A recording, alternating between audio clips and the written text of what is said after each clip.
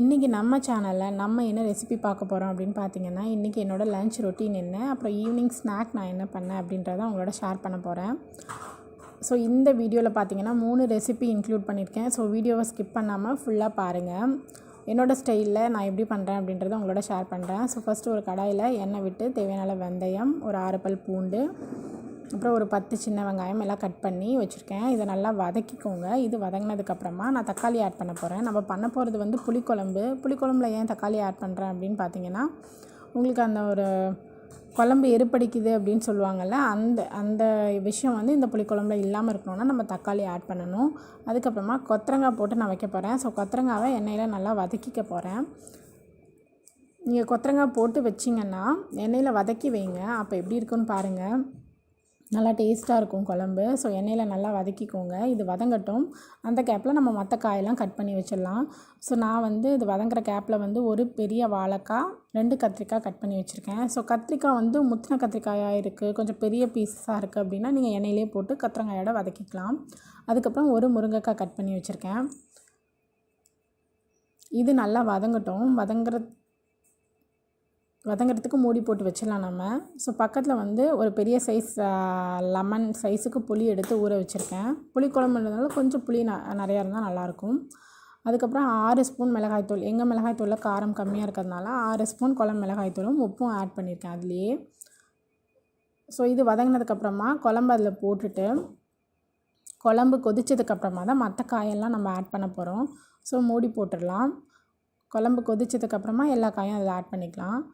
நம்ம வாழைக்காய் ஆட் பண்ணுறதுனால குழம்பு பார்த்திங்கன்னா தண்ணியாக இருக்கிற மாதிரி பார்த்துக்கோங்க. ஏன்னா சீக்கிரமாக குழம்ப குடிச்சிடும். ஆஃப் பண்ணதுக்கப்புறம் கூட குழம்பு உங்களுக்கு சுண்டிடும். அதனால் நீங்கள் கொஞ்சம் தண்ணியாக வச்சுக்கோங்க. எனக்கு ஃபர்ஸ்ட் டேவே வந்து எனக்கு புளிக்குழம்பு வந்து கெட்டியாக இருந்தால் தான் பிடிக்கும். மறுநாள் தான் புளிக்குழம்பு வந்து உங்களுக்கு திக்கான மாதிரி இருக்கும். ஆனால் எனக்கு ஃபஸ்ட் டேவே நான் திக்காக தான் வைப்பேன். ஸோ எல்லா காயும் இதில் போட்டாச்சு. மிதமான சூட்டில் இதை நல்லா கொதிக்க வச்சு நம்ம இறக்கிடலாம். பொரியல் ரெசிபி என்னென்னு பார்த்தீங்கன்னா கேரட் பீன்ஸு. ஸோ கேரட் பீன்ஸை வந்து நான் சின்னதாக நைஸாக கட் பண்ணி வச்சுருக்கேன்.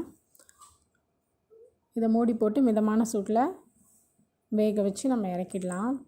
ஸோ இப்போ குழம்பு ரெடி ஆகிடுச்சு பாருங்கள். என்னோடது வந்து பழைய புளி. ஸோ நான் ஊர்லேருந்து வரும்போது புது புளி எனக்கு கிடைக்கல. ஸோ பழைய புளி தான் நான் எடுத்துகிட்டு வந்தேன். ஸோ அதனால தான் இந்த கொஞ்சம் கலர் வந்து கொஞ்சம் டார்க்காக இருக்க மாதிரி இருக்குது.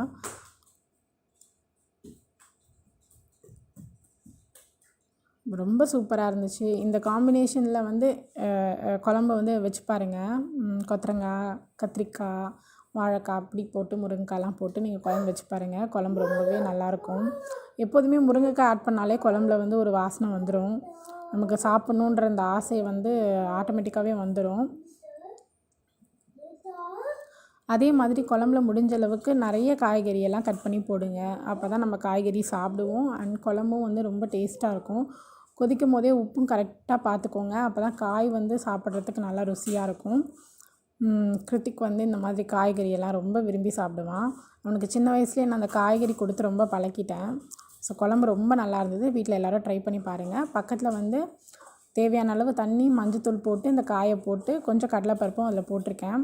நம்ம கொஞ்சமாக தண்ணி விட்டோம்னா உங்களுக்கு வந்து தண்ணியை வடிக்க வேண்டிய அவசியம் இருக்காது. அந்த காயோட நியூட்ரிஷன்ஸ்லாம் அதுலேயே இருக்கும். அதனால் நீங்கள் தேவையான அளவு மட்டும் தண்ணி விட்டுக்கோங்க. நான் பக்கத்துலேயே ஒரு பானையில் நான் ரைஸும் வச்சுட்டேன். முடிஞ்ச அளவுக்கு சாதம் வடித்து சாப்பிடுங்க. அதுதான் உடம்புக்கு நல்லது.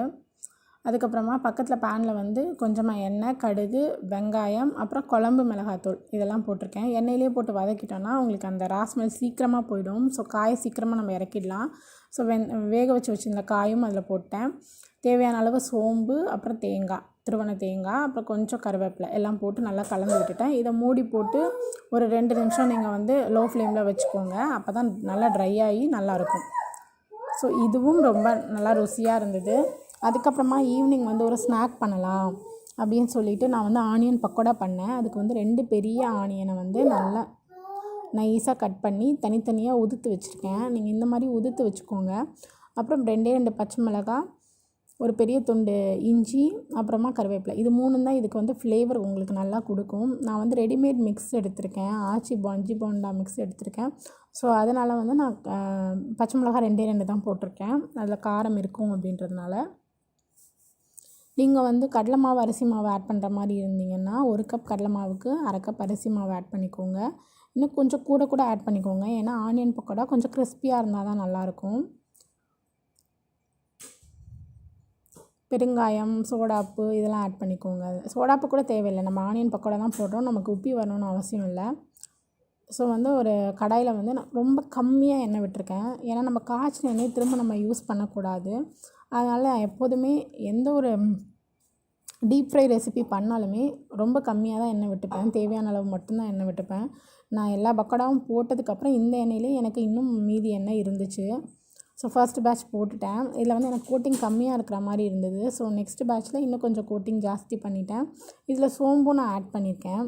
சோம்பு ஒரு ஸ்பூன் ஆட் பண்ணிக்கோங்க, அப்போ தான் அதுவும் ஒரு ஃப்ளேவர் கொடுக்கும் இதுக்கு. நம்ம சாப்பிடும் போது அது கடிப்பட்டுச்சுன்னா ரொம்ப நல்லாயிருக்கும். ஸோ இது வேக வைக்கும் போது நீங்கள் பார்த்தீங்கன்னா பக்கத்துலேயே இருந்து வேக வைக்கணும். ஒரு 30 செகண்ட்லேயே திருப்பி போட்டுறணும், இல்லைன்னா உங்களுக்கு கரிஞ்சு போயிடும். அது மாதிரி லோ ஃப்ளேமில் பார்த்து வச்சு குக் பண்ணுங்கள். லோ கூட இல்லை, மீடியம் ஃப்ளேம் வச்சுக்கலாம். லோ வச்சிங்கனாலும் எண்ணெய் குடிக்கும். ஸோ மீடியம் ஃப்ளேமில் பக்கத்துலேயே இருந்து பரட்டி விட்டு நீங்கள் வேக வைங்க, இல்லைனா கரிஞ்சிருச்சுன்னா உங்களுக்கு டேஸ்ட் வந்து கசப்பாயிடும். ஸோ நான் இந்த பவுல் ஃபுல்லாக நான் பண்ணியிருக்கேன். ஸோ ரொம்ப டேஸ்ட்டாக நல்லா மொறுமொறுன்னு இருந்தது. என் குழந்த ரொம்ப விரும்பி சாப்பிட்டான். இது குழந்தைங்களுக்கு ரொம்ப பிடித்தமான ஸ்நாக்கு. ஸோ எல்லோரும் ட்ரை பண்ணுங்கள், வீட்டில் கண்டிப்பாக எல்லோரும் ட்ரை பண்ணுங்கள். பாருங்கள், என் கையில் கொஞ்சம் கூட எண்ணெய் விடல, எண்ணெய் ஒட்டலை. நான் வந்து கீழே டிஷ்யூ போட்டிருக்கேன். நான் சாப்பிட்டதுக்கப்புறமா பார்த்தேன் டிஷ்யூவில் கூட ரொம்ப எண்ணெய் இல்லை. உங்களுக்கு அதையும் நான் இந்த வீடியோவில் இன்க்ளூட் பண்ணியிருக்கேன். கையில் உள்ளது தண்ணி தான், ஸோ எண்ணெயே ஒட்டலை. நான் ஊற்றின எண்ணெயில் மீதி எண்ணெய் எனக்கு மீந்துருச்சு, பட் நான் அதை வீடியோ எடுக்க மறந்துட்டேன்.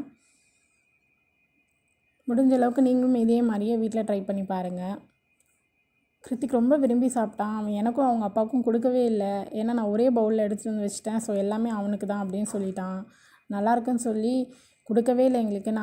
நாங்கள் 2 பேரும் அவனை ஏமாற்றி அங்கே பாரு இங்கே பாரு அப்படி சொல்லி ஏமாற்றி நாங்கள் எடுத்து சாப்பிட்டுட்டு இருந்தோம். எப்படி இருக்குன்னு கேட்டேன், சொல்லாமல் கூட அவன் ரொம்ப இன்ட்ரெஸ்டிங்காக சாப்பிட்டுட்டு இருந்தான். கண்டிப்பாக குழந்தைங்களுக்கு வந்து பிடித்தமான ஒரு ஸ்நாக் ரெசிபி தான் இது. அப்புறம் ஃபைனலாக சொல்லிட்டான், சூப்பராக இருந்துச்சு அப்படின்னு சொல்லிட்டு ஃபைனலாக காட்டினான். சொல்ல மாட்டேன்னு தலையை ஆட்டிகிட்டே இருந்தான். சூப்பர்னு கடைசியாக மனசு வந்து அவன் சொல்லிட்டான்.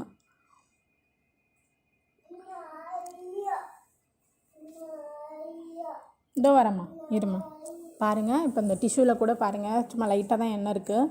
இருந்த கொஞ்சம் நஞ்ச எண்ணெயும் டிஷ்யூவில் வந்துருச்சு. ஸோ நம்ம சாப்பிடும் போது இது நமக்கு வந்து ரொம்பவே ஹெல்த்தி. ஸோ உங்களுக்கு இந்த வீடியோ பிடிச்சிருந்ததுன்னா மறக்காமல் என்னோடய சேனலை சப்ஸ்கிரைப் பண்ணுங்கள், கூடவே இருக்க பெல் ஐக்கானையும் கிளிக் பண்ணுங்கள். தேங்க்ஸ் ஃபார் வாட்சிங்.